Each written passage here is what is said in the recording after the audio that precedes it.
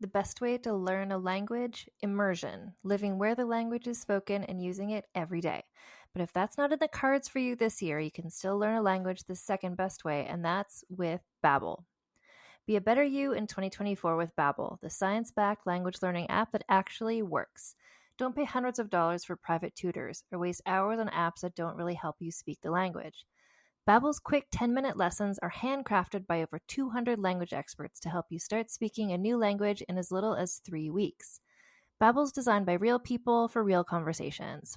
Babbel's tips and tools are approachable, accessible, rooted in real-life situations, and delivered with conversation-based teaching so you're ready to practice what you've learned in the real world.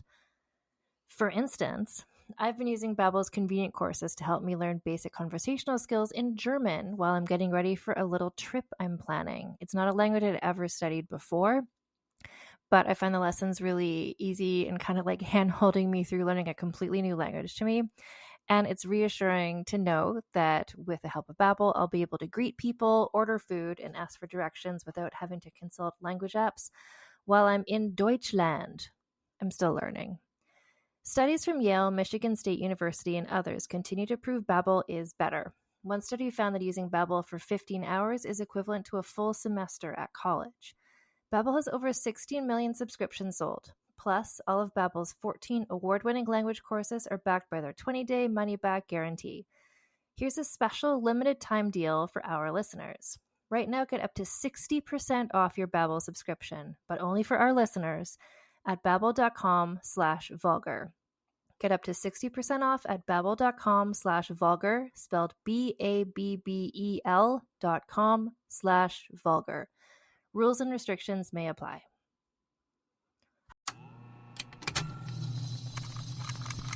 Contained herein are the heresies of Radolf Buntwine, erstwhile monk turned traveling medical investigator. Join me as I study the secrets of the divine plagues and uncover the blasphemous truth that ours is not a loving God, and we are not its favored children. The heresies of Radolf Buntwine, wherever podcasts are available.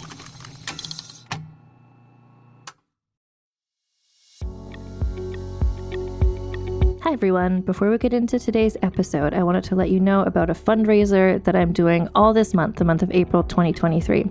I'm encouraging Vulgar History listeners to donate to organizations this month that support trans people.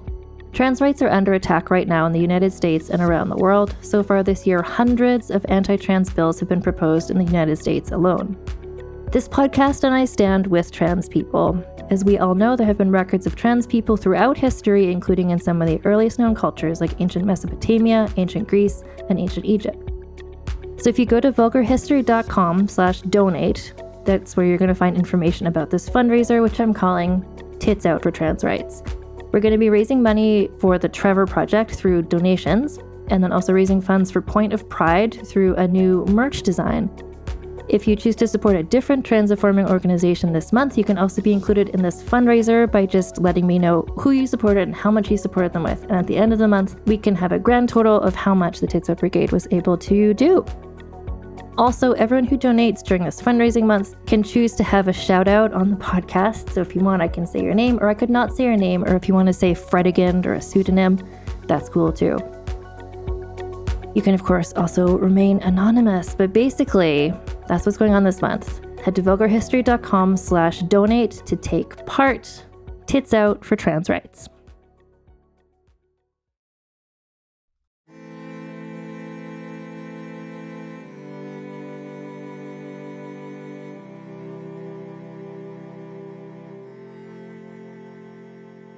Hello, and welcome to Vulgar History, a feminist women's history comedy podcast hosted by me, Anne Foster. And this is part 2 of our episodes about Marie de Guise, who is the mother of Mary, Queen of Scots, because this is the season 6. There's something about Mary, Queen of Scots. And once again, I'm joined by a friend of the podcast and frequent co-host. I say that because she's going to be showing up in at least one more episode this season. It's Lana Wood Johnson, de Guise expert. She's really here to help set the scene and really just, this is the Mary Queen of Scots season, and it's like, well, why aren't you in it to Mary Queen of Scots for quite a while? And that's because there's so much just like chess pieces that I really want to tease out and explain and because everything that happened to her, what her personality was like, or the situation she was in, so much of it was beyond her control. It was just what she was born into, and it was complex. And I think it's really, really, really crucial to understand what her mother was like, what the de Guise family was like, and what kind of their plan was for her and what her life was supposed to have been like. I also wanted to mention, because I think I forgot to say this in the recording, that the main source that I used for the information about Marie herself is the biography Scourge of Henry VIII, The Life of Marie de Guise by Melanie Clegg, which is, I think, the most recent full biography just of Marie herself. Now, I like that I get why the book is called Scourge of Henry VIII, like, first of all, because she really got under his skin. Secondly, because to sell a book, I think throwing a well-known person like Henry VIII in it makes sense. Henry VIII has got his big giant faces on the cover, which is like, I don't love that detail. I would have had a really big, like Marie de Guise is there too. I would have had her really big and then him really little. But proportionately, although I will say on the cover, she is taller than him because she was a tall woman, and that's kind of part of her legend. Anyway, so please enjoy this part 2 of Marie de Guise with special guest Lanoa Johnson. So the War of the Rough Wooing still going on, even though like baby Mary is married to someone else or like has been promised to somebody else. Like you can't just stop a war because the reason that the war was being fought is over, because there's a momentum to a war, I guess. Well, it assumes that the reason that they was the marriages. Like she's still not married. True. Oh, great point. So like, okay, so we can't marry her to little Edward, but I could still marry her. Yeah. And also, I just want Scotland, give it to me now, thank you, is really the reason for the war. Yeah. I actually got a couple of messages. I might read some of these like after one of these episodes, but because in the Margaret Tudor episode, I was kind of talking, I was just like sort of musing about like England and Scotland have just kind of like always been back and forth at war. And some people who are in Scotland and or England are like, correct, yes.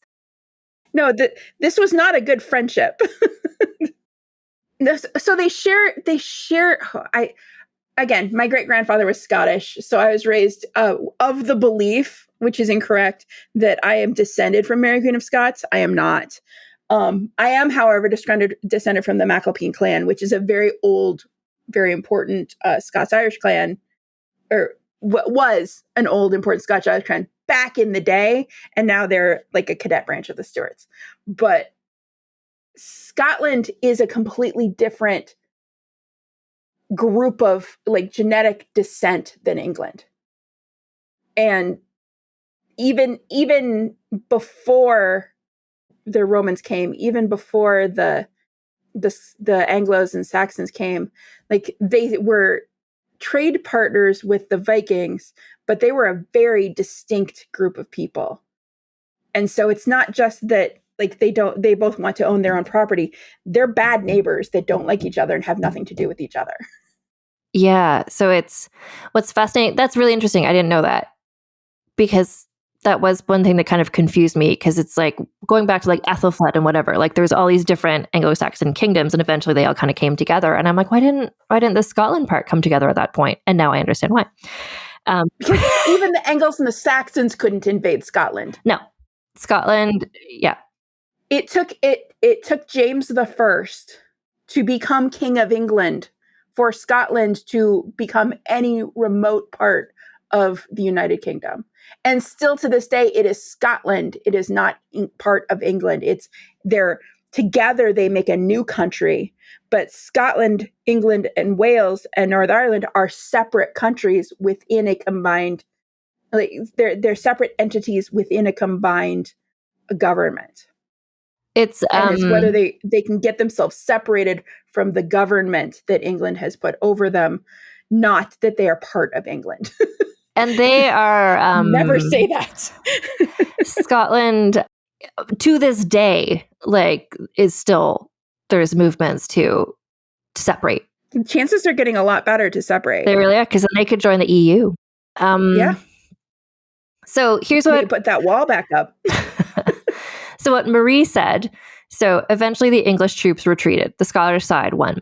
She was so proud of winning that she wrote, and this is a quote, The English left nothing behind but the plague. So they left. Did they leave the plague? I don't know. But like, she won. Great job. When people die, there's plague. Is the way. Just true. Well, I think when there's war, when people are just close together in a plague era, like when it's going around. There's that, and then there's also the rotting corpses and the bad hygiene of wartime. Rats would be. Rats, cholera, like just people tend to poop near rivers, and they didn't know that was really a bad idea at the time. See the Thames. There was so much plague and so much death when somebody came to war on your country. That's why Germany was always in a terrible state during this period, because everybody just came to war on Germany. Well, what we know now is Germany. No, that's a good point, because like when I read numbers that are just like such and such war and like this many people died in the war, it's like that may or may not include how many people died of the various diseases that like they weren't all died in battle, but like just, yeah. So the war situation having sorted itself out, Marie was able to go take a trip to visit her daughter in France and the rest of her family, and like be in France and just be like, I don't know, be warm and like drink good wine and whatever.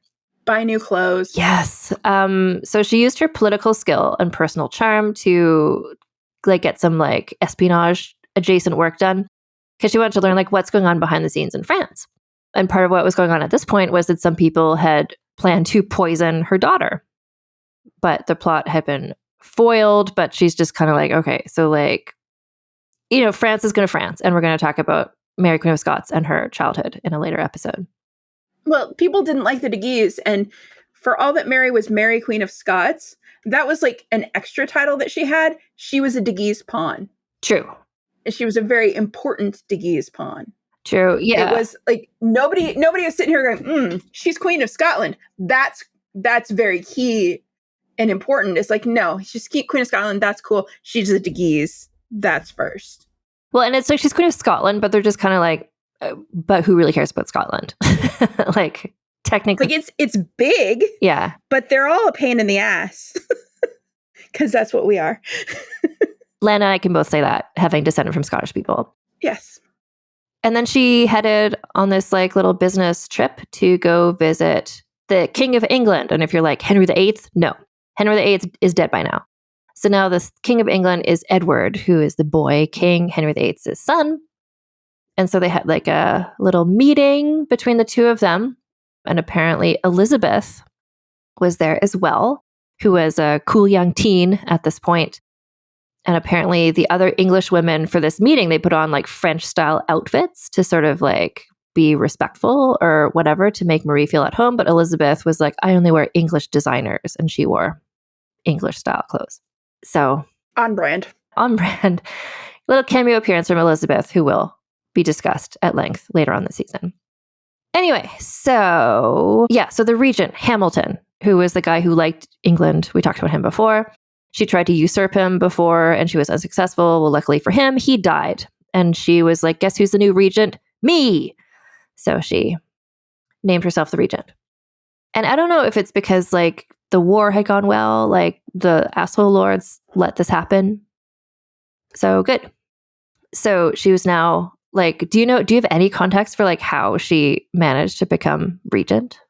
I just assumed she was just really smart and manipulated people and did it. Basically, like the Earl of Arran, who was might be Aaron. I forget that.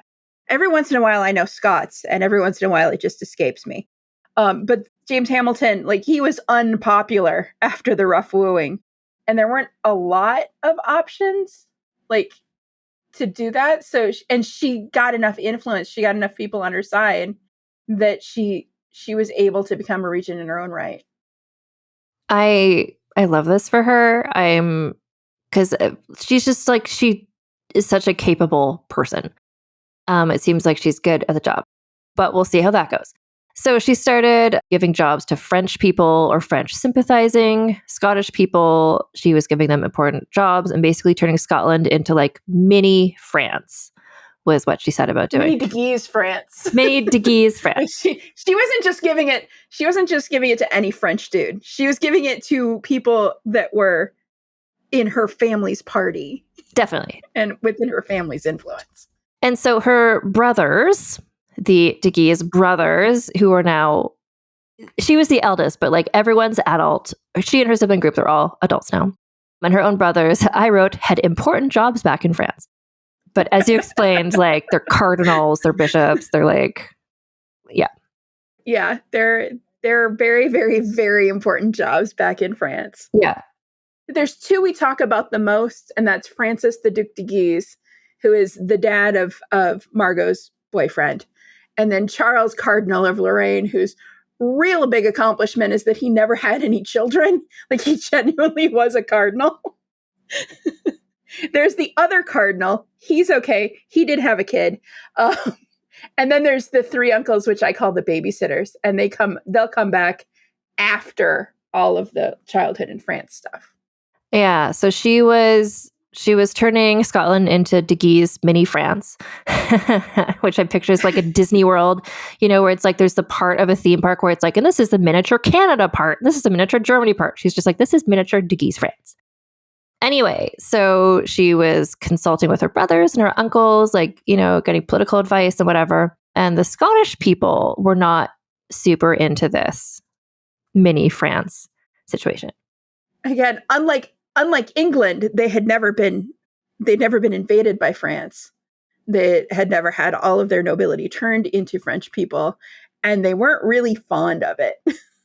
Yeah. So this is all setting the scene for, again, this is why the Mary Queen of Scots season is as many episodes as it is, because this is laying track for like what Mary Queen of Scots is going to face later on. She's still a baby. She's not even in the country, and all of this stuff is happening. Yeah, exactly. So Marie de Guise served as regent for 4 years. And here's what I wrote. During which time, one of her big challenges was the increasing amount of Scottish Protestants who hated everything about her, which...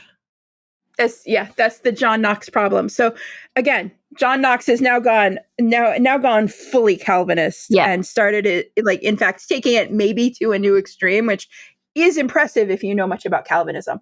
And so he was starting the Reformed Church, and then what is now the Presbyterian Church is like, this is the roots of what is now the Presbyterian Church. It's kind of mellowed out a little bit from John Knox. Like, he was kind of a lot. They've chilled. One might theorize that the fact that Marie de Guise was a French Catholic woman who was effectively in charge of Scotland, that would kind of get all the men who didn't like women in charge or Catholics. It gave them a common enemy, and that kind of like made them find each other and get more power because they could all come together hating the whole idea of her. Well, and it probably spurred on the Reformation in Scotland just because they did not want to be Catholic like her. And again, her Catholicism was a lot more intense than Scottish Catholicism because nobody in Europe cared about Scotland. So that it's like, oh, well, they're Catholic, but they weren't like real Catholic. Like Ireland is real Catholic because there was like somebody went there and thought it was somebody in the church went there and thought it was super cool and like went all in on it. And they hated England. So they wanted to be like as opposite of England as possible. So they went deep into their Catholicism. Whereas Scotland looked at it and goes, we'll do our own thing. Yeah. And so it's like, it's that same anti-English, but now it's also anti-French reaction of Marie de Guise. So again, like, I am very impressed with Marie de Guise as a person, and she was doing the best she could, and a lot of weird, horrible things happened that were not her fault, that just made it more complicated. But what she's doing is in like not the way that things fall out. Like, she's just in Scotland And her very existence is making, and I keep saying like John Knox hates women, but like he does. Like he wrote a bunch of things being like women suck, women are awful, women should not be queens. Like I hate women. My name is John Knox. Women shouldn't speak loud in public, in my presence. Women should not be seen by me. Women should not be seen by anyone. Why do we even have them? Yeah. So what is developing here is sort of like a culture in Scottish royal court among the asshole lords of just a bunch of dudes who hate women leaders, who hate the French, who hate Catholics. So just bear that in mind, because like in a while, we'll be having an episode about Mary Queen of Scots coming back to Scotland as a Catholic French woman. And this is an attitude that only got stronger through time. And Scottish politics are not even remotely like French politics. Oh God. Like they're not the same conversation. They're not playing the same kind of game. It's like when you move to a new office and all of the little petty politics are completely different. Like you don't even like, is this a passive aggressive note that has been left on my food, or are they genuinely being helpful? Because I read it, it reads helpful, but everyone else is like, ooh, you got a note. Like it's that kind of like completely new language you have to learn. The culture is, and she kind of wasn't even trying to learn it. She's like, you all are just doing this wrong. I'm going to do this the right way, which is the French way. Yeah, no, it's the new manager coming in and just being like, here's what I'm going to change everything. So it's like, of course, yes. And like, you don't like it? Well, then I'll fire you, like is the vibe. So of course, like the people who were there didn't love what she was up to. So by this point in England, like contrasting Scotland with England in this era, like Scotland just had a whole bunch of kings who were all called James. Scotland did. Meanwhile, England was just kind of like Henry VIII, and then it's like Edward, Jane Grey. Like they kept like cycling through monarchs. Like Scotland had a level of consistency that England had not had in quite a while. So the new queen in England was Mary I at this point. So who was a Catholic, which you'd think would be like, oh, maybe now Scotland and England can like be friends. But no, au contraire, because Mary I was married to the King of Spain. And Spain and France, big enemies. Not fans. No. So England and Scotland, both Catholic, asterisks, but still not getting along. But they wanted the Pope to like them more. They were Catholics, but they were fighting for the affections of the Pope. True. That's a great way to put it. And also at this point, just so you know, Mary Queen of Scots was like a young teenager, and she like was married to her longtime fiance, the Dauphin Francis, over in France, who actually liked her. Like that was kind of a love match. It was. We're going to talk about that a lot, but it's complicated. But they were the same age and they grew up together and they got along, and that's unusual for any relationship on this podcast. Like the De Guises did a smart thing of bringing her to France, and like insinuating her in his life. Yeah. So anyway, so at this point, I don't want to be like, we'll just sit in this moment and try and act like we don't know what's going to happen later. But anyway, if everything had gone like the De Guises had planned, eventually Francis is going to be King of France and Mary Queen of Scots would be Queen of France, and then off they go. And that is an alternate history that we'll talk about later. I mean, they did that. It did happen. That was a couple months. So technically it happened. It was a really great couple of months.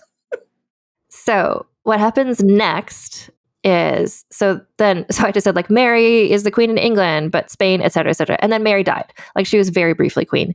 And the new queen of England was the little girl who only wears English designers, Queen Elizabeth I.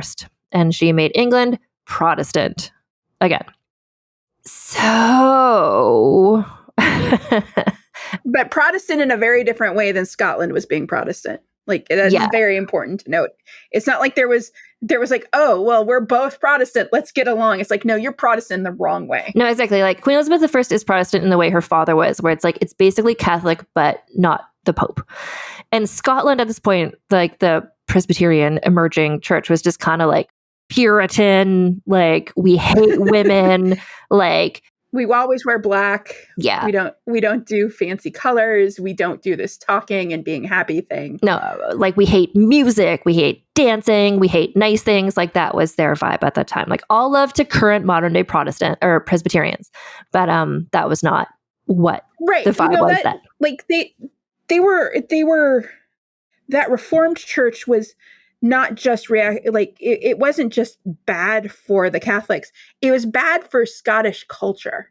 Like it was actively working against traditional Scottish culture. Yeah. And so the true people of Scotland clawed back against that. So it has mellowed out quite a great deal from that immediate Reformed church misogynistic jerkwads and has like become a thing. Like Scotland is an amazing place and it has a rich cultural heritage, and they're like all-time badasses for all that Europe considered them a backwater. Like they they scared the Romans. Like they fought off the English for millennia. I just want to say and John Knox is going to start John Knoxing around in this story pretty soon. But like I like how you describe that. It's kind of like Scotland was like doing its thing. The asshole lords are there. I hate them. But like the people of Scotland are doing a lot of cool stuff. John Knox kind of like, it's a little bend in the river, but they recover after that. Like every story, if you go deep in the Marie de Guise story, there's always like this woman that was some dude's girlfriend that got into a fight with her, and then they had like this commerce war or something. Like they'll literally start having fights over who's better at selling things than the other, or they'll have like these weird little spats, and like this other person will decorate her house better. Like people were doing the coolest stuff, and they were doing it in a way that is completely unlike anywhere else in the world. And that is one of my favorite things about this period is like there's these women and they're all in the background and they're all doing these completely amazing things to assert their power and to keep their control over their menfolk, who are just misogynistic jerks most of the time, because you can't send them off to war in Jerusalem or whatever anymore and ruin other people's lives. I love that detail because so much of like going from Margaret Tudor to Marie de Guise, it's just like my experience of reading about Scotland in this era is just kind of like there's the asshole lords being terrible. There's the royal court. It's all palace based, but there's like cool people not there doing cool stuff. And we'll be talking about some of those people later in the season. And they're so petty. They're so petty. It's beautiful. I love a petty queen. That's where I get it from, I think. I mean, same. Okay, so Elizabeth is the Queen of England, and this is an important thing I want to clarify, and you can probably help me clarify this. So Elizabeth is the Queen of England now. Her path to that, I've never done an episode about Elizabeth I, and I probably never will, because it's like that story is well known and whatever. But just in case, just to like refresh everyone's memory, Elizabeth I was the daughter of Anne Boleyn. And when Anne Boleyn was executed for like alleged adultery, treason, Elizabeth was made illegitimate. So when she eventually, like Edward died, Henry VIII's son, there was a Jane Grey situation, Mary became queen, and now Elizabeth is the queen. But there are those in England who still consider Elizabeth illegitimate, and therefore she should not be the queen. And also she's a girl, and they hate women. And Catholics, and they hate Protestants. So she's a Protestant woman queen who some consider illegitimate. So to be like, she's the queen. So you can see how, now just to remind you, and some of those people think Mary, Queen of Scots, should be the Queen of England. Good Catholic Mary, Queen of Scots. To unfurl the family tree with a bunch of names crossed out, to recap, we had Henry VII, and his children were Arthur, Margaret, Henry, Mary. Arthur died. Henry became the king, and his only surviving children at this point, like the only one, was Elizabeth. Margaret, who we talked about, so if you follow her lineage, that gets you to Mary, Queen of Scots. But Henry VIII he hated her, so he hated Scotland, as we talked about in like 2 hours worth of episodes. He changed the order of succession so that Margaret's heirs were not considered. But that was just him being a bitch. Like he just like, I disinherit my sister and her children because I hate her. But it's like there's people who are exactly. She was mean to me. She's my big sister, and she was mean to me when we were kids, and then she was mean to me as adults. And anyway, so Henry VIII was a little bitch. But if you're looking at like this is where it's so complicated because every potential monarch of England is a girl or a woman, which nobody wanted. But if you're deciding between these girls or women, it's and at this point there's kind of two. Like there's Elizabeth and then there's Mary Queen of Scots.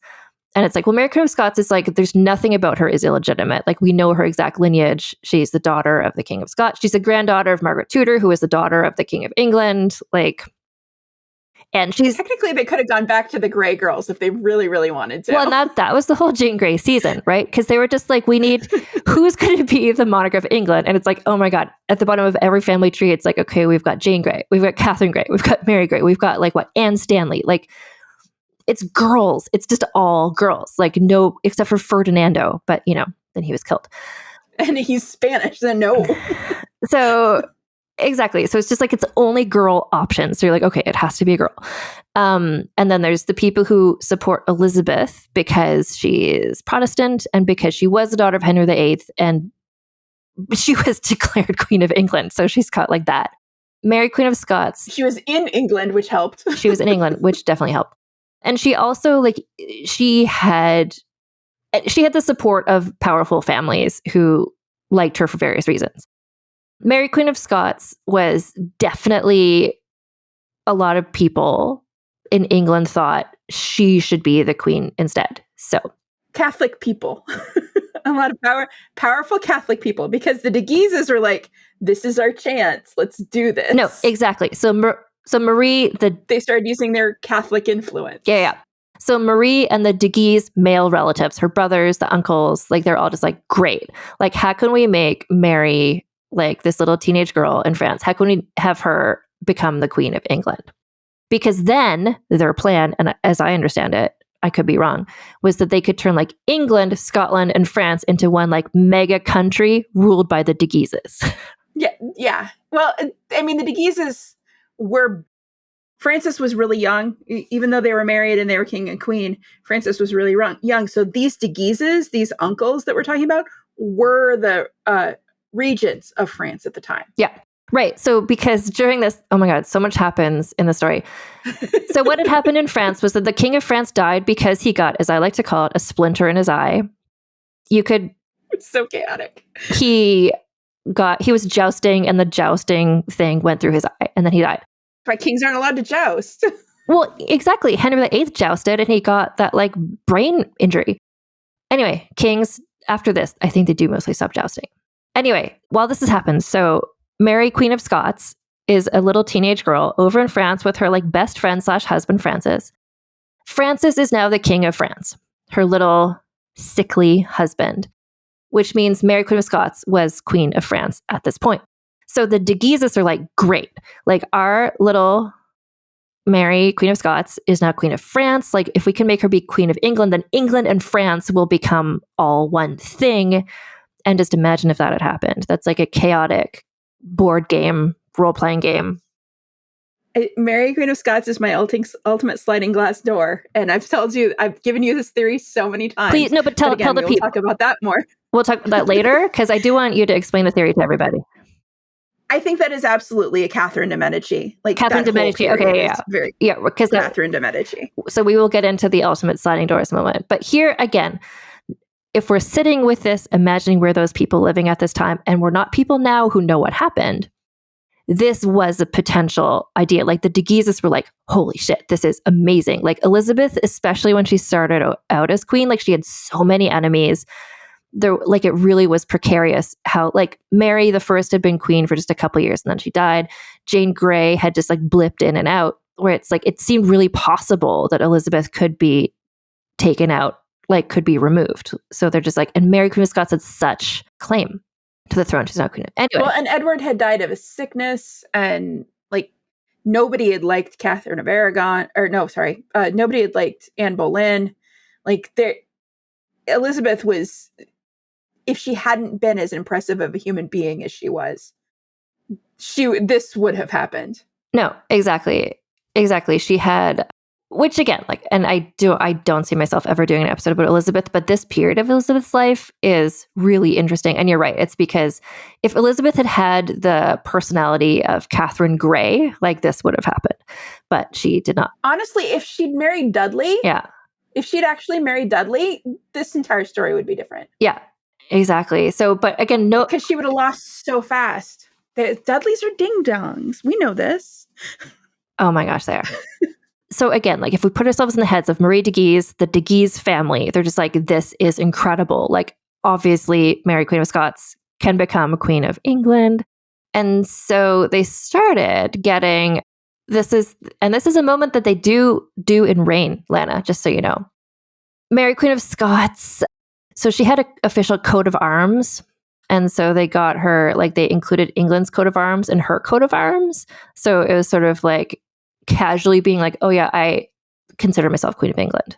Creating her coat of arms was like one of her uncle's life achievements. He's so proud of creating this coat of arms that has everything in it. And he's like, I did a really good job. I was trying to decide if it'd be open or closed. And I went with Imperial. And I'm really proud of that. He's like, I was going to go with a sans serif font. A cardinal. But then I did a serif font and I like them. And yeah, then I centered it. Yes. He's literally like one of the people that votes for popes. And he's like, but then I made this coat of arms and it was so good. Yeah. Like you had to have seen it. The way they did this in Reign was it's like she showed up at some sort of tournament. Like they made it was effectively this moment, but they had Mary show up and she was wearing the colors of England instead of the colors of France. And everyone's like, ooh, she's making a fashion statement. So basically they're like, Mary Queen of Scots started because she was being advised by her family, presenting herself as though she was Queen of England, which was. I'm going to go on one of my tiny rants right now.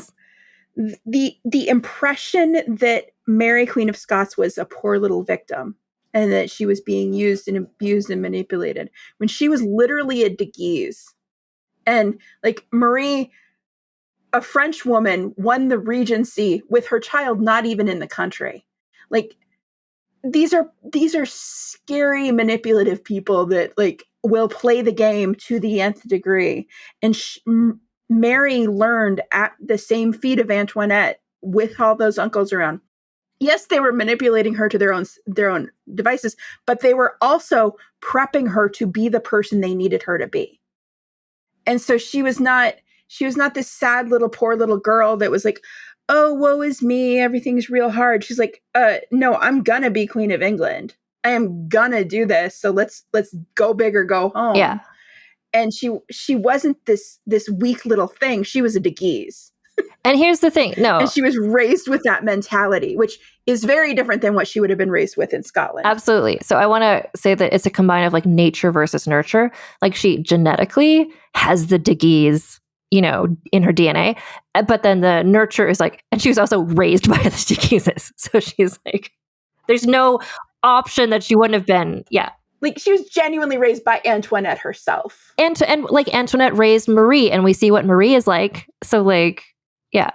Well, Antoinette sent Marie to her mother, True. Who raised her. Being raised by your grandma. And once your grandma knows what's going on, not when she's a dumb little kid, like once she's got everything figured out and then she raises you, that's what that family did. And they did it really effectively until, James and his stuff. But this is a really, really, really important point. And this is low key kind of what I really want to get across in this season, because I think Mary Queen of Scots' story, there's so many eras to it. Like there's so many different things happen. And so often when her story is discussed or understood, it's just, and she was executed. I mean, spoiler, she's executed. Where it's like, or like, oh, and then she was like in jail or whatever. It's like, yeah, but while she was in prison, like, and these letters just came out. She was writing fucking coded ciphers. She was making like sending messages in her embroidery to like make people do treason. Like she never stopped scheming. No, never stopped scheming. De Guise to the bone. She was born scheming, and this is what's interesting to me. Like, but then she's got De Guise to the bone, yes, and I think like just in her DNA also was this like whatever percent, 15% Tudor romantic disaster choices. So Oh, it's yeah. an interesting combination of things. Anyway, yeah. So this is really, really important to me to emphasize. Like Mary Queen of Scots is a person who I find so interesting. And when people are like, oh, the tragedy of Mary Queen of Scots, it's like, no, okay, everyone's life story ends with their death, but that doesn't mean it doesn't retroactively mean every part of their life was a tragedy. Like Mary Queen of Scots had a lot of successes and a lot of cool things. And now we're just going to take a break for a word from our sponsors. As a podcast network, our first priority has always been audio and the stories we're able to share with you.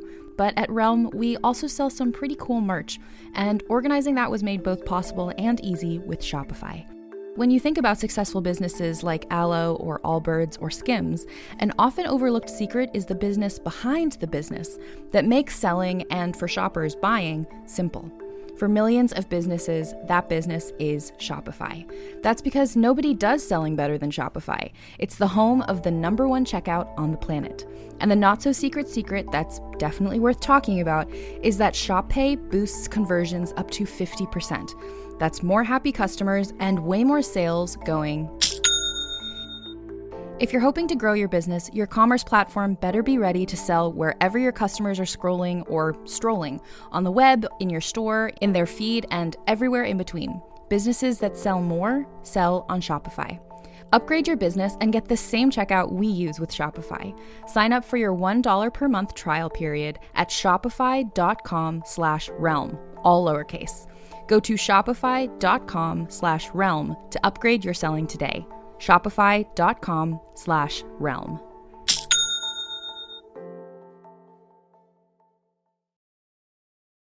Hello, my name is Alison Larkin, and I'm a writer, comedian, and narrator and host of the Jane Austen podcast. This podcast brings Jane Austen's stories to the 21st century, along with commentary from me and conversations with fascinating people who all share a love of Jane Austen. And of course, we had to start with none other than Pride and Prejudice. So join me as we embark on a journey through some of the most wonderful stories I know. The Jane Austen podcast with Alison Larkin is available wherever you listen to podcasts. People often look at me with confusion when I ask them what their only one in the room story is. They think it has to be like mine, where I went to a 600-person event and discovered that I was the only Black person there. I know. Horrifying, right? Hi, I'm Laura Cathcart-Robbins, and I am the host and creator of the podcast Only One in the Room. Every week, my co-host Scott Slaughter and I invite you to join us for an hour and lose yourself in someone's only one story. This podcast is for anyone who has ever felt alone in a room full of people, which is to say that this podcast is for everyone.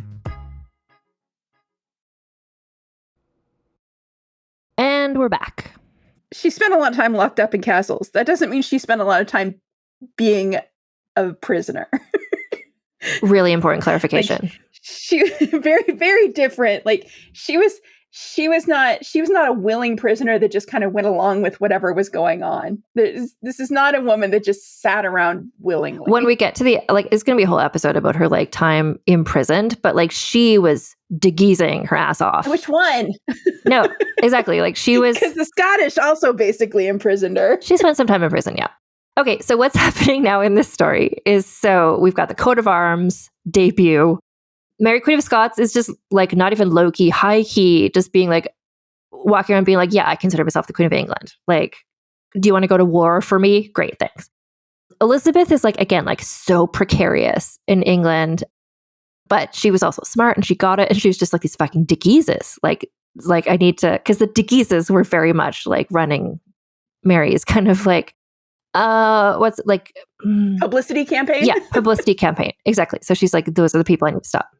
2 dukes, 2 cardinals, a bunch of other guys that just have random titles because they could. One of them was basically in charge of the Navy. One of them, well, the Marquis d'Elbeuf. Again, you'll probably talk about him later. Shia LaBeouf? What? Okay. No, Elbeuf. Elbeuf. Elbeuf. He has spent some time in Scotland with Bothwell, so I have no doubt he'll come up somehow. Yes.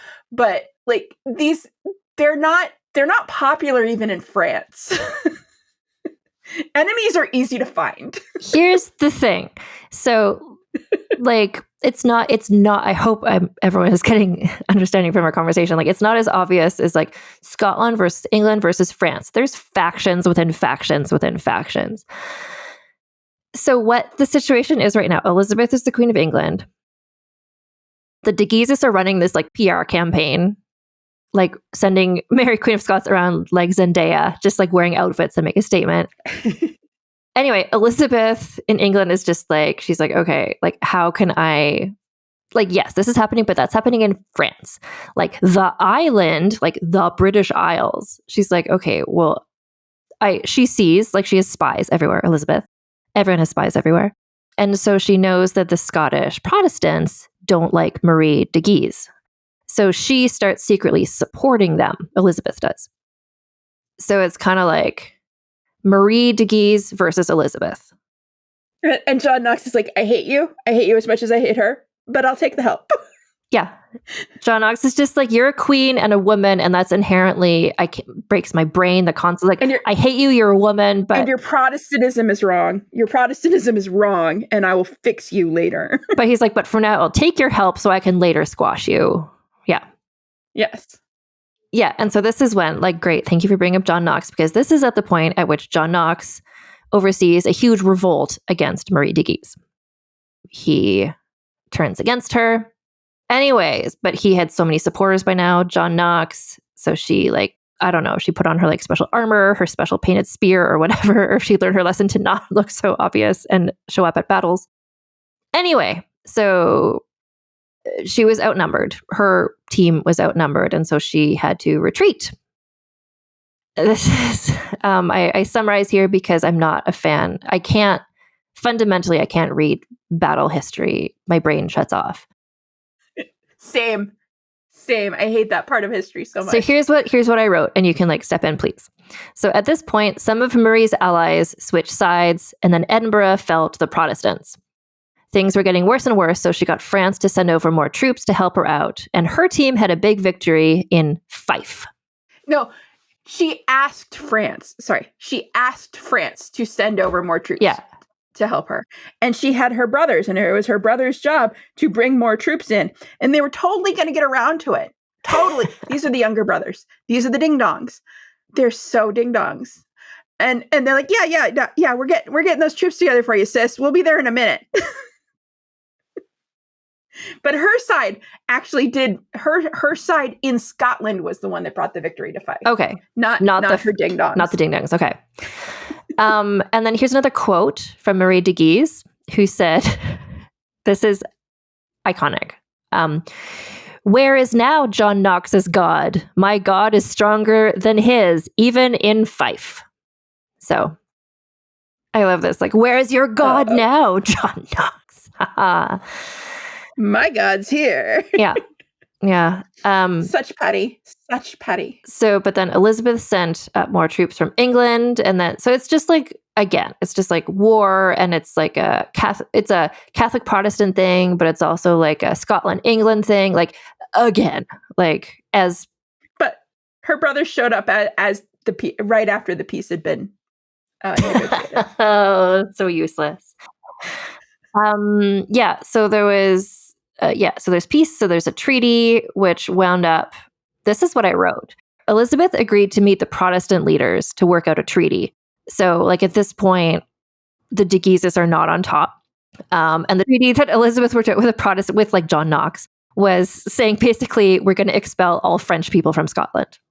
Because they put it to the younger brothers. Because the older brothers were doing France things, which is way more important. Like they failed to recognize the strategic importance of Scotland, and they didn't do the work. They just kind of saw Scotland as a write-off. It's just kind of like, oh, if we lose Scotland, oh well. But it's like, actually, it really matters. Yep. They considered just claiming it good enough. Like they've claimed it. Now they own it. Now it's theirs. They'll go figure that out later when they have France all tidied up with a baby. So Marie de Guise is very much just like left on her own. And she is great and with helpers, Like with a team, she can do really well, as we've seen, but she's not getting that support right now. So battles continued. But what I find really interesting is that Marie was like still, like, don't forget, tall, charismatic, glamorous. Like even the English ambassador, like a man who hated her, wrote that she had the heart of a man of war. And one of the English bishops said Marie was a woman with a man's courage, which again is like a backhanded compliment, being like, wow, she's so good. She's like a man. But like, that's kind of the best compliment that those guys were able of giving. It was all their minds were capable of handling. Yeah, it's like, she's so great. She's like a man, like whatever. I just think it's impressive. Even her enemies were like, you know, we hate her and everything she stands for, but goddamn, she has style. So the battles kept raging. Marie de Guise kept not giving in. She like would negotiate with the Scottish rebels. She would, you know, oversee like what the battles were happening. And then she fell ill. Do you know anything about her illness? I have a couple notes. Let me see. It was edema is what I have, which is sort of... That's usually a heart thing. Probably a heart condition. She died of dropsy, yeah. Yeah, which is... So she, usually that's a side effect of a heart condition of some variety. Probably genetic, but it might have also been damage that she'd taken during like her lifetime or just an illness. Edema comes in a lot of different ways. Usually your heart can start getting sick in a lot of different ways. So they didn't know that it was a heart thing. She just started swelling up, basically. Yeah, I was going to say like the swelling up. And that's similar to Anne the First had a similar thing. Like just like your body starts, I don't know if it's inflammation, but like you just start swelling. You just have excess water. You start like retaining water. You just like everything swells. Your body has two wet systems. It's the blood system and the lymph system. The lymph system doesn't have a pump of its own. It kind of piggybacks off of your heart. Your heart's pumping. And so it takes advantage of you getting up and moving around and all that stuff to move the lymph through your system. And when when your heart isn't as strong, the lymph can't move either. So the blood isn't going as good, but it also doesn't move that lymph. So basically all this water that's coming out of the blood and going into your system, it just stays there and it can't go anywhere. And so you need to like that's why people wear compression garments now, like me, and like help the system move along. Sometimes you can get past it by compression garments, but back then they didn't know anything. She was just basically dropping off all the water at various points of her body and just swelling, which makes it harder for the blood to move as well. I can't imagine there were very helpful doctors in Scotland in 1560. No. Like, again, all love to Scotland, but no. Like, the one... There weren't good doctors anywhere for this. It was still for humor's era, and like there. This is why it was so remarkable in the Christina of Sweden. Correction. Yeah, they might have been able to cure it in China, in China, Japan, where the traditional medicine is in place. They actually did understand pieces of this in that area during that time, but in Europe, no. We didn't. No, we knew nothing. But this is why it was so remarkable, and why I kind of feel like it was a time traveler in the Christina of Sweden episode, where she was having so many health problems, and this guy came in and he was like, "Hey, I think you're stressed. You know what you should do? Take some baths. Like, practice self-care. Like, be kind to yourself," which is different from edema. Like, you're not going to cure that with baths. But like, that was the only helpful doctor I've ever read about in any historical story ever, was the one who told Christina of Sweden, like, I think you're overworking yourself. Like, eat meals, try to get some sleep, read some good books. And then she like did great. Every other doctor I've ever read about, like, these are like the doctors who would, who was the guy, Descartes, who Christina kidnapped when he was dying. And they were all just like, whatever, leeches, like, drink this. It was like, drink this like tonic made of tobacco, or like, it was just random. Anyway, so Marie de Guise, she had these symptoms. She swelled up. She lost the ability to speak. It's described as she lost her mental faculties. Like, just her body was shutting down. Yeah, when you swell, when your body swells, it swells everywhere, but it's visibly, like, by the point that she was losing her faculties, It's visibly in your legs and your hands and in your belly, but like it's also happening in your face and in your brain and all of everywhere. So there were rumors that like, ooh, was she poisoned? But it's like pretty much textbook like edema. Like this is what she had. And then this is, so she died. It could have been poisoning, but it was probably natural causes. It could have been natural causes and she's being poisoned. But I think if someone was going to poison her, they would have done that long ago. It could have been the medicine that they were giving her poisoned her. A combination of things. So she passed away on June 11th, 1560, aged 44, which to me seems like so young for how much stuff she did. But like this story got going. Like she was married when she was 18 and it just like unrelenting from that point, what she was up to. Well, and a lot of women were married at 18 and they didn't do a third of as much stuff as she did. No. She didn't let things happen to her. She was very much the captain of her own life because that's what she was raised to be. Mm-hmm. So I have a little section here.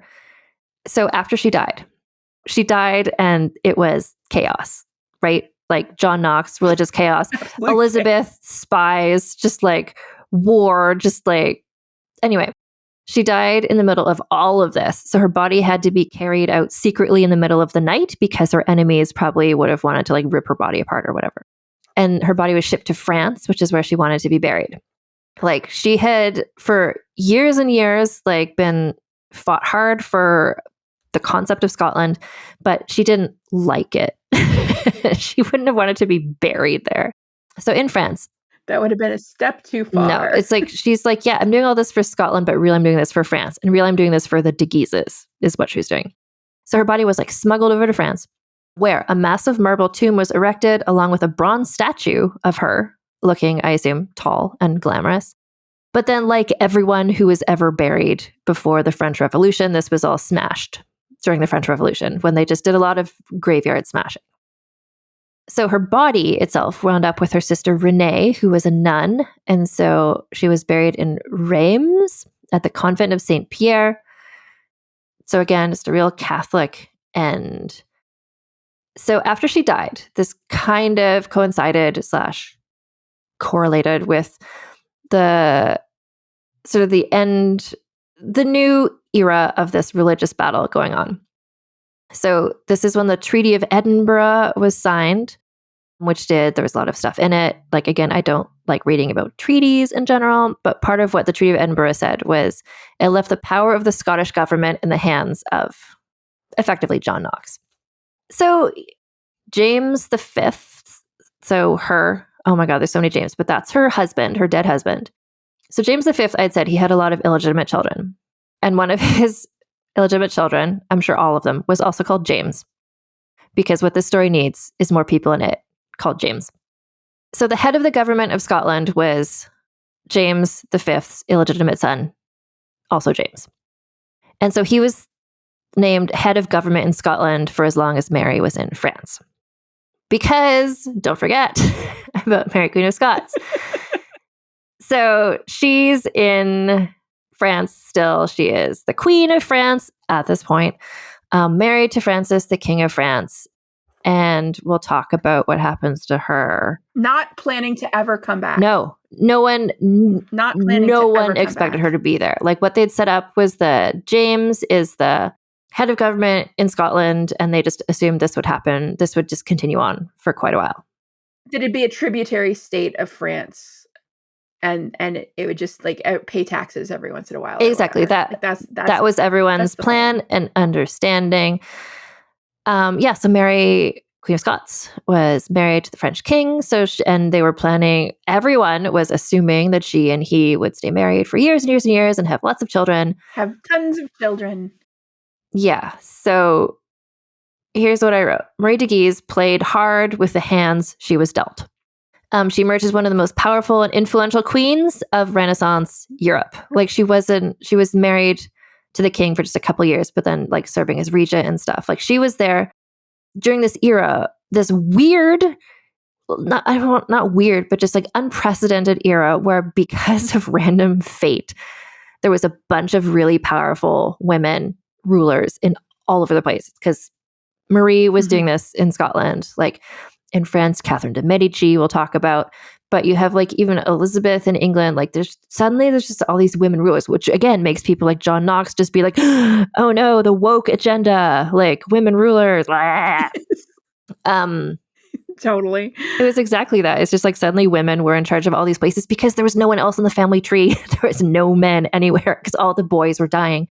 Because they were inbreeding. Because they're inbreeding. And like, this is just like a fact about like humans is that girl babies just survive better than boy babies do. In eras where there's like famine or war or whatever, it's just like more girls survive. Like they just do. Girls are, I'm just saying like physiologically more capable like of surviving. Boys tend to die more when they have physical problems. It's survival of the species. Yeah. Like, women have to survive to childbirth. And they don't need as many men to do so. So they tend to survive childhood better. They don't necessarily tend to survive childbirth better, like to old age. Like once you get to adulthood, it's about equal. Yeah. But in terms of like getting through childhood, if you look at like premature babies, like more like the outlook is more optimistic for a premature girl than a premature boy. And when you're selecting for the descendants of people who happened to win a war a while ago, as opposed to a genetic preference, you don't tend to get very strong children. And that's especially after a while. Like you have to introduce new blood in after a while, or things get real bad. Yeah, which is just like this is the story we're telling, and this is like such a common thing that happens in other parts of history. But like the fact that this is a culture that we're talking about in this podcast, in a society where it's like, okay, like skip over the girls and then the boys get to like. So much chaos was caused because you skipped over the girls to get to the boys. Like if Margaret Tudor had become the Queen of France instead of Henry VIII, like a lot of things would have been different. But like you have to skip over the girls because the boys are more important. And then what that ends up with John Knox is that like the only people left are all girls and women, and you can hate them, but it's like there's no royals that are boys. There's not any. There's not an option. You either have to get rid of the royal system or you have to embrace the women. Yeah.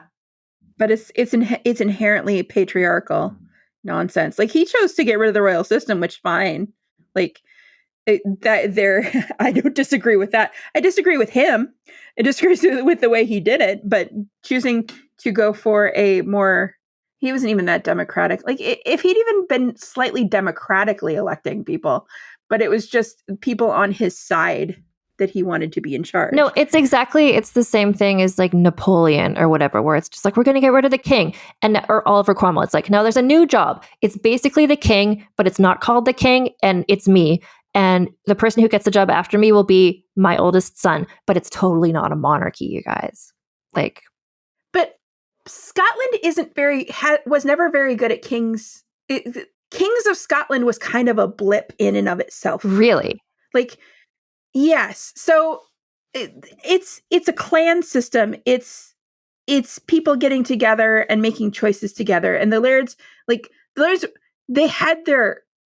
they weren't completely wrong with the we should be in charge. Why is there a queen? It's like they had like precedents and people that had kind of won political power.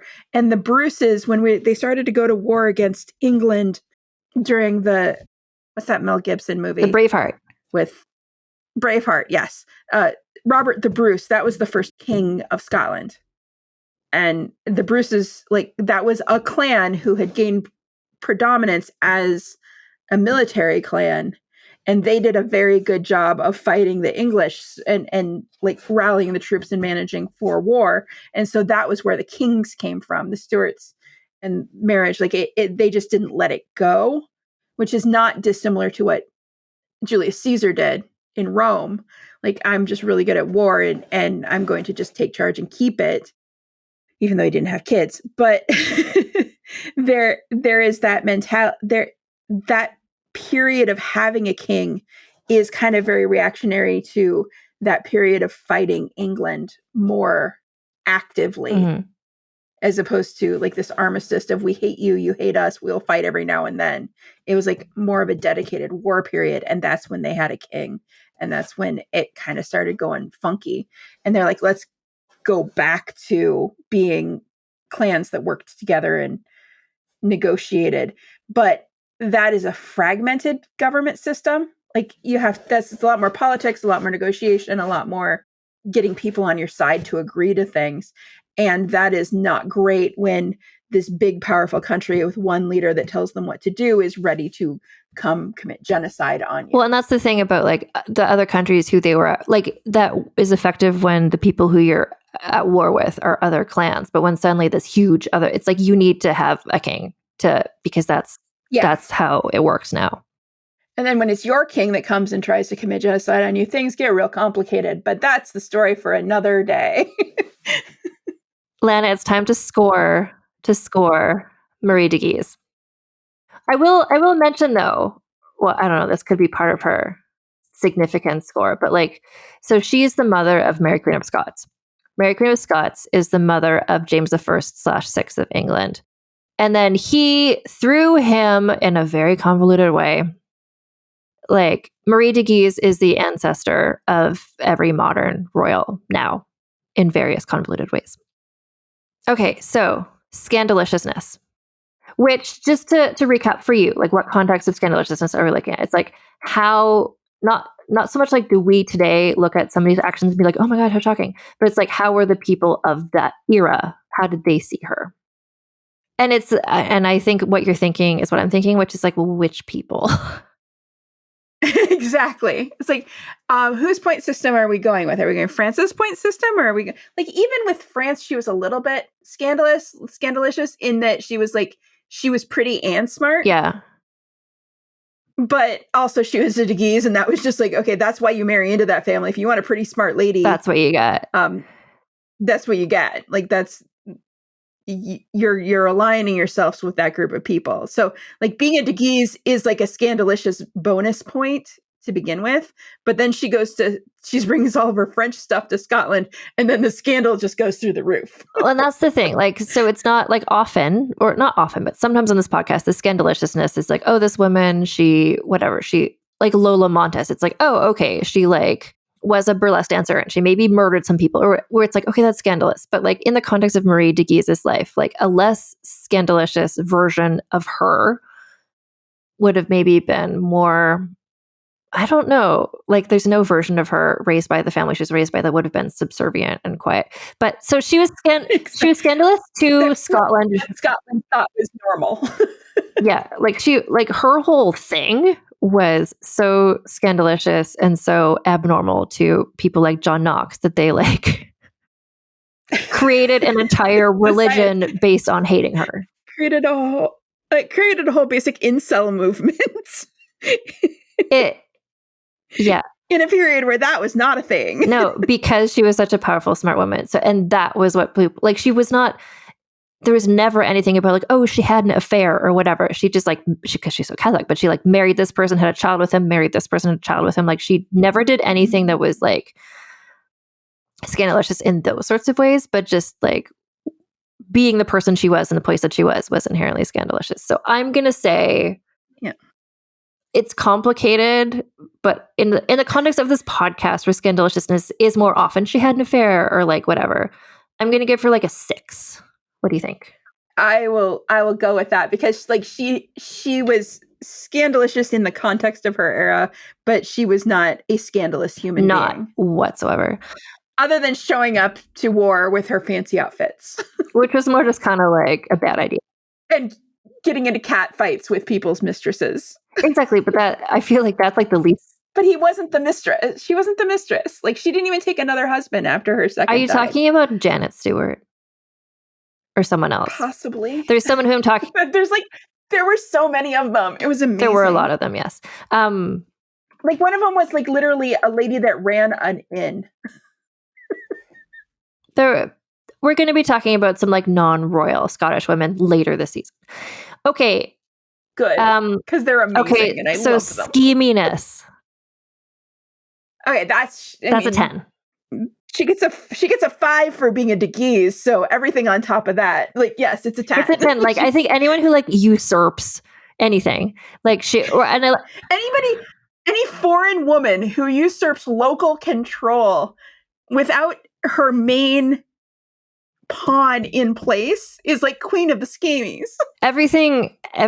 Well, and it's like scheminess, but also like often in scheminess, like that also counts for like intelligence or cleverness or resiliency. But she was just like, she rolled with the punches. Like whatever was happening, she was prepared and she had a plan. And like her schemes were not all good. Like bringing in only French De Guise.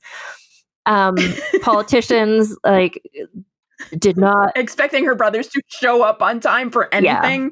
Yeah, she was, but her scheminess was like quite unrelenting, I think. And then this is a complex one, significance, because I'm not going to say it's not super significant that she's like she herself personally is like genetically the ancestor of, James the First, who was himself a significant king, but she had nothing to do with him. Like, and that was just an accident based on who died when. There's a lot of people that have genetics that contribute to James the First. Didn't make him a good person, but so if we think about her actions during her lifetime, like I think her significance to this story is like her actions as regent in Scotland really set a bunch of things in motion that led to the Mary Queen of Scots situation, which itself was very significant. So I think her actions had like not so much in her life, but like the long ripple effects of them were significant. I think if she had been anybody else, again, the entire world would be slightly different. But I don't think she was like, even me. I was in 7th grade and checking out the Antonia Fraser Mary Queen of Scots biography every other month, basically, to read it from the library. Mm-hmm. I do not know that much about Marie de Guise. Yeah. So even within the context of the story, she's not like extremely significant to the story. But she's important. Like, it's this weird middle ground that like, if you imagine the sliding doors option of like, what if Princess Madeleine hadn't died? What if she had a son before she died? Like, and then if James had died, Madeleine, if Princess Madeleine was the Dowager Queen of Scotland, like none of what we just talked about would have happened because that wasn't what she was about. Like, oh my God, I don't think even Catherine de Medici would have managed to get power, because if she didn't have the De Guises to react to, she wouldn't have been holy crap. So like the fact that Marie was who she was did affect stuff, but it's just, I don't think she herself, and the significance category, I think she might be like a 5 for significance. What? I think a 5 is good, because like her place in history was important. Yes. And what she did was important, but she wasn't like, oh my God, important. It was just like, you can't do anything. Like, even colonialism would be different without her. The ripple effects are huge. Again, I will get to that later. Yeah. No, the ripple effects are huge, but like her specific actions within her lifetime. Yeah, I think a 5 is just kind of like, there is significance and other people are more significant. Yes. So then the final category is the sexism bonus, which I think is an interesting concept, because it's like, how much did the patriarchy get in her way? I would argue not that much. I would argue a lot. Okay, well, let's get into it. Literally fought the patriarch. Well, okay, so I don't know. It's this weird thing where I don't know if she gets a bonus from it, because like all of the other scores are her bonus from it. Like, literally, she's important and influential and a place in history because she was fighting the patriarchy. But the thing is that she did. Like, it's like, I would give her a high bonus if she hadn't been able to become the regent. If she hadn't... Like, I don't think she gets a... because all of her other scores are from that. Like, I think, like, if she'd gone to Scotland and the men there weren't awful and they had supported her, things would have gone differently. But I think she wouldn't have been as important. She didn't let that stop her. But also, like, in terms of sexism, like the fact that The de Guises, yeah, her brothers were ding-dongs, but like they trusted her. 3 of her brothers were ding-dongs. The other ones were just too distracted. With being bishops and whatever. But I think like she wasn't running France. She was raised in a way that gave her a fighting chance. Like she was educated, she was given these skills, like, and in that sense, like that's better than a lot of women we've talked about on this podcast. Like she was given the training to allow her to do what she did. And I would give a higher sexism bonus to someone who was never taught to read, you know? Right, but not by men. Oh, true. She wasn't given that bonus by men in any way, shape, or form. That was her mother sending her to a nunnery to be raised by her grandmother, who was an impressive woman in her own right, but like to be raised around strong women. Like, again, her bonus was she did not have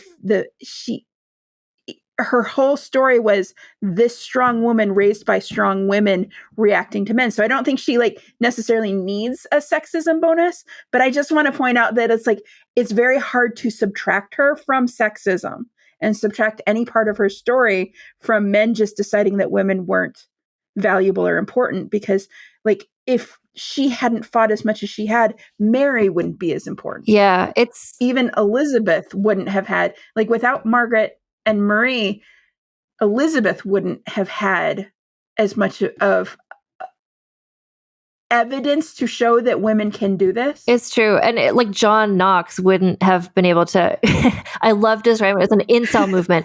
They wouldn't have had as much anger because like she triggered them so much that it like he was able to coalesce this movement of like men who hate women because she was so powerful.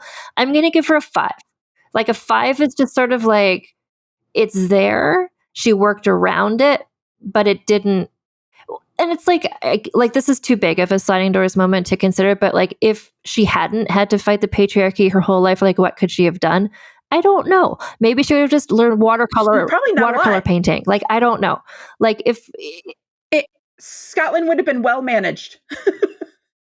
That's what would have happened. Scotland would have been well managed. It would have been like Antoinette. All of their taxes would be in the right place. It would be like Antoinette of Bourbon, and I'd be like, I can't do an episode about this. This is just a person who managed a thing and did a good job at it. All of her other points are because she was fighting the patriarchy. So like, I get that. I agree with that. So where this lands her, just so you know, and I have had requests this is funny because Lana helps me with my website. On my like long to-do list is I will at some point post the Scandalicious scale somewhere instead of just a Google document that only I see. But for now, that's where it is. You could even share the Google document with me. Yeah.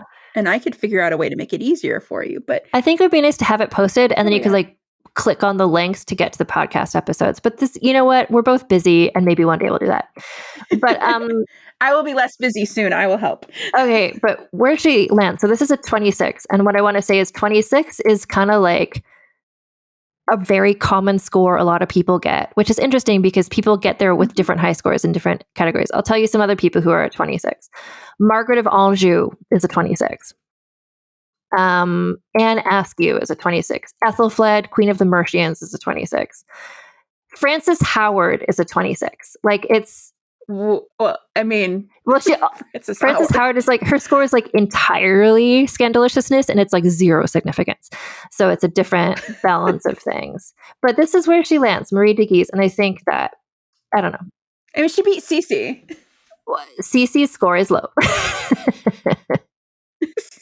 That does not mean I do not love her. No, and that's the thing. The scale does not mean we don't love anybody. It's just a nice way to wrap up an episode. Yes.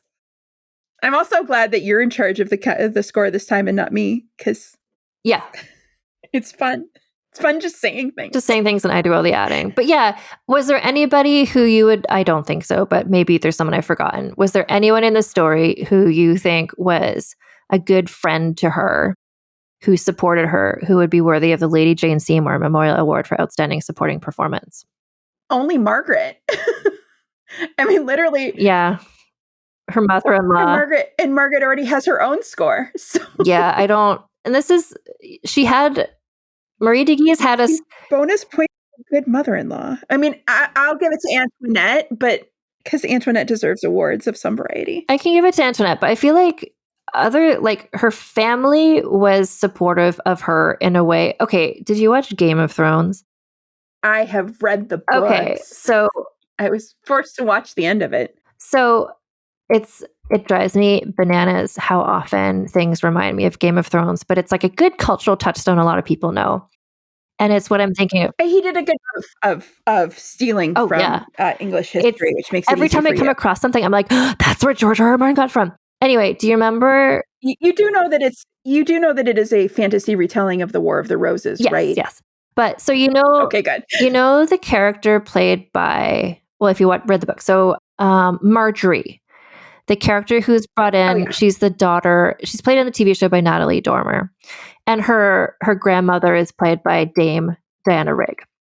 And she comes in, and they are marrying her to the obviously gay somebody, and she's just like, okay, here I am, and this is what Marie de Guise and her whole situation reminds me of that family. They're called the Tyrrell family, where it's just they're so smart and capable. There's this matriarchal figure who just teaches everyone how to be good at scheming, and everyone is just does it and does it really well. That's the vibe, like a family. And there's other families we've seen that are like that, but this really epitomizes that, where they all, I read an interview. So Natalie Dormer also played Anne Boleyn on The Tudors, and I remember somebody was saying how would you compare these characters? What's the difference? And she was like, the difference is that Marjorie had the constant, reliable support of her family at all times. And Anne Boleyn, her family support her sometimes, not really. So I for Marie de Guise that her family was just always, except for the Ding Dong brothers, which wasn't they were supporting her. They just weren't good at. They were just like, oh yeah, we'll totally get there in a second. I got to get a couple more troops. I'll be there in a minute. Oh yeah, no. To this backwater that you're stuck I'll message you later. I just have to whatever. Red receipt on. Yeah, I appreciate that her family had her back constantly, because I don't know, there's other stories I've read, even the Tudors, even Margaret Tudor, as soon as things went sour, Henry, her brother, was just well, fuck you then. So I like reading about a family that was just ride or die. They're just we support you 100%. And the family, and that was Antoinette. That was 100% Antoinette, because she outlived all of her children except for Renee. Yeah. And all of the boys would have just used her as a pawn and thrown her away. Used Marie as a pawn and thrown her away to this backwater nowhere and just left her there. And Antoinette is like, no, we support our family. Do what you got to do. Make sure that Mary's throne is secure. Make sure all of this stuff. They were doing what their mother told them to do, but they were also running their own schemes. And I feel good about putting Antoinette, giving her the supporting performance. I created that award because it's so rare in the people who I profile on this podcast that somebody is helpful to somebody to that extent. I've done however many, 100 episodes. There's 12 people on this list ever. Most people were stranded out there trying to do it on their own, but she at least she knew that she could rely on her family. Asterisk. Yeah. When they got around to it.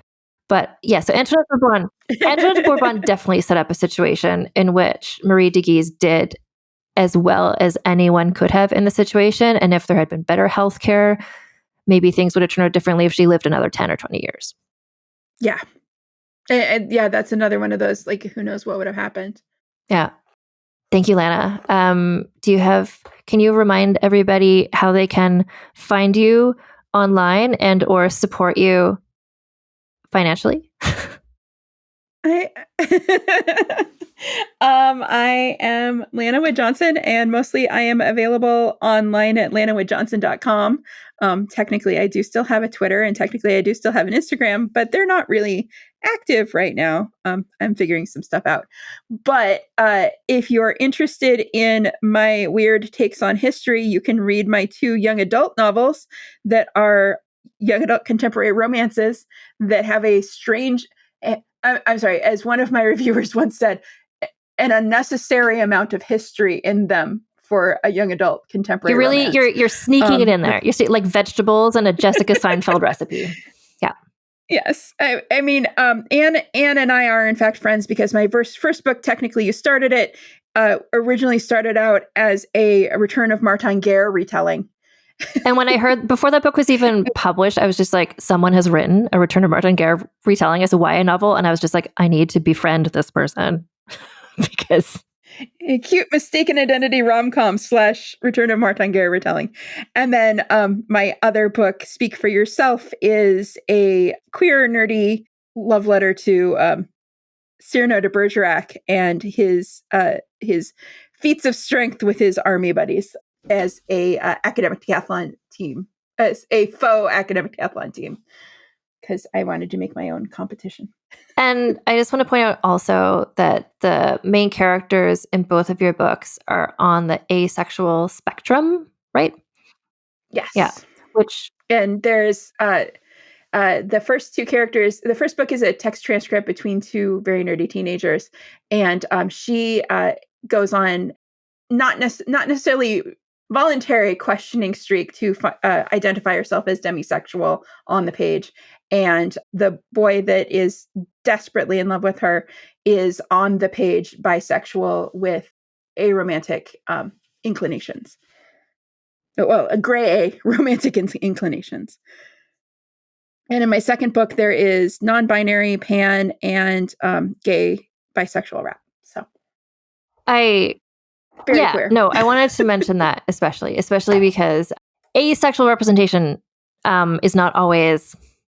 It's in books, but it's not always on the page. And it's not, even in your second book, like, you know that that's what the character is like, but it's not on the page. So it's not often discussed. And so I want people to know that that's part of your books. Yep. No, nobody's identity is on the page, but everybody else's gets recognized. And her gray asexuality and her romantic interest gray asexuality is not recognized by people. So I find that very interesting. But that poor book, it came out 3 weeks after my mom died. So it has not gotten the chance that it deserved in the middle of the pandemic, 3 weeks after my mom died in the middle of the pandemic. So it hasn't gotten the promotion or love it probably deserves, but I love it very much. Poor little pandemic baby book. Yeah. Well, thank you, Lana, as ever, for joining me. Lana, you're going to be back. We're going to be doing Catherine de Medici, who's my other favorite. Which is like, I just got a suggestion, I think today, or like people, that's one that people are just like, oh, people are like, surely you've done a Catherine de Medici episode. I just can't find it. I'm like, no, I haven't, because I haven't been ready. This is why I just want to clarify again, this season. So I'm doing like, we talk in multi episodes about a person, Mary Queen of Scots, and then in between, it's a super special where I do an author interview or I talk to an expert in something else. And then we come back. And that's just giving me the space I need to research all this stuff because I need to really... Catherine de Medici, like, come on. Like, I need to come into this conversation prepared. There's so many strong women. Like, Mary Queen of Scots is the story of strong women just messing with each other and the men in their lives. And this is part of why I think this story, now that you say that like that, is part of why it compels me. Because it is like, it's almost entirely just women characters, which, as you know, from Vulgar Piece Theater is my preferred type of storytelling. I am the terrible one that makes you engage with men's stories because I paid a lot of money to know what they were doing. Well, thank you again, Lana, for joining. And I look forward to our next discussion I'm trying to think how the schedule works. I think there's going to be a super special like next week.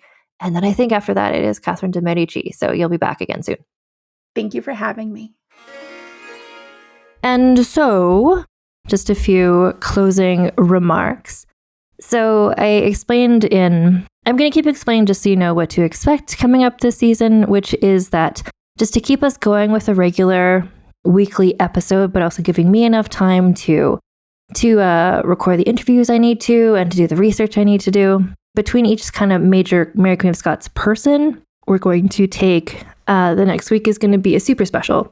So next week, we're going to be talking about not Mary Queen of Scots, but the week after, wait for it, we're going to be talking about Catherine de Medici, who was very, very, very involved in the story of Mary Queen of Scots. She's one of my faves. I think Catherine de Medici is going to get a pretty substantive score on the Frederick Memorial Scandalous scale. So that's in 2 weeks, Catherine de Medici. Next week is super special. So just lots of vulgar history out there for you to enjoy. And if you want to keep up with me, by which I mean the podcast. So we're on Instagram at Vulgar History Pod. I've been really busy lately on TikTok at Vulgar History. I accidentally started a mini controversy about this portrait painting of Mary Tudor and who is the portrait actually of. It's been, I don't know, I'm doing a bit of investigative TikToking, art history style over there. Anyway, I'm in TikTok at Vulgar History. And you can also get bonus content if one episode per week is not enough for you. If you support the podcast on Patreon at patreon.com/AnnFosterWriter. And that is a site/service where for a regular monthly fee, you get access to bonus stuff. So if you pledge at least $1 a month, you get early ad-free access to all episodes of Vulgar History. If you pledge $2 or more a month, you get that, plus also access to polls and things. And last month I was doing the March Madness, who is the most scandalicious. As I record this, it's still being decided. The final two were Fredegund and Njinga, and it's been like literally like 50-50 throughout the whole voting period. Then it's like 51-49. Like it's such a, I don't know, if you picture Fredegund versus Njinga in real life, like it's just as equally matched and ruthless as it might have been. Anyway, and then also if you pledge $5 or more a month, you get access to bonus episodes. So I do episodes of Vulgar Pete's Theater, where I'm joined by Lanoa Johnson, today's guest, as well as other friend of the podcast, Alison Epstein. We talk about costume dramas. Coming up soon, we're going to be talking about Corsage, the Empress Sisi movie, which I'm really excited to see what that's like and to talk about it. And then also on there, I do episodes called So This Asshole, where I talk about terrible men and other people from history. Most recently, I talked about F. Scott Fitzgerald and Zelda Fitzgerald, who were just a really toxic pair of assholes. Zelda had a substantial amount of tits out moments, and F. Scott Fitzgerald, fuck that guy, for real. Anyway, so that's all on Patreon. And also if you want to reach out for me for any reason, you have a suggestion of somebody you'd like me to talk about, or you have comments or feedback, especially about these Mary Queen of Scots episodes, because I have the week in between, there's time that if you have feedback or thoughts, maybe I can read some more comments from you, like I read the stuff from EK earlier. Anyway, so if you go to vulgarhistory.com, there's a contact me page/form where you can leave me a message, or you can also email me directly at vulgarhistorypod@gmail.com. And I also have a newsletter that's nothing to do with women's history. It's mostly about murder mysteries that I've been watching. I've been watching Miss Marple lately, and it's a really good time. Anyway, my newsletter is at 3nicethings.substack.com. Again, Lanoa Johnson is on social media at Mulibris, MULIEBRIS, and I'll put links to her books in the notes as well, because they're really nerdy and good, and you should read them. I do also want to mention there was the little notice at the beginning of the episode, and I'm going to be doing this all month. The Tits Out for Trans Rights, the Vulgar History fundraiser. So you can get all the information about that at vulgarhistory.com/donate. There's links there to donate to the fundraiser to support the Trevor Project. There's also links there for this amazing new merch that I have. All of my profits from this sale of this specific design is going to go to Point of Pride, which is an organization that helps trans people, and to help they raise money for gender affirming surgeries, for binders, for all kinds of things, to just like physically be there to help trans people. Anyway, the new merch design is a picture of the Chevalier Dayon, who we talked about last season in the episode with Maya Dean. The Chevalier was the iconic trans lady spy fencer who blackmailed the French king. Amazing person. Anyway, it's this beautiful drawing of the Chevalier in her iconic black dress, lunging with her fencing sword.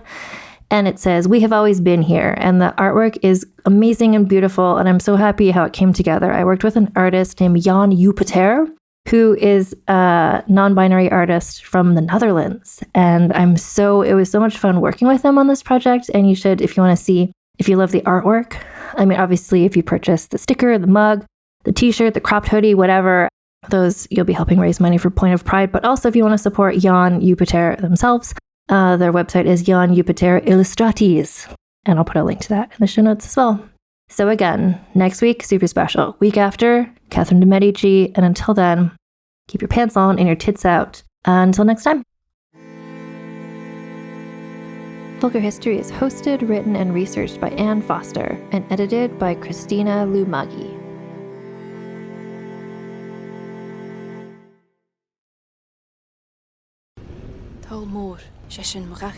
Talmor is my home.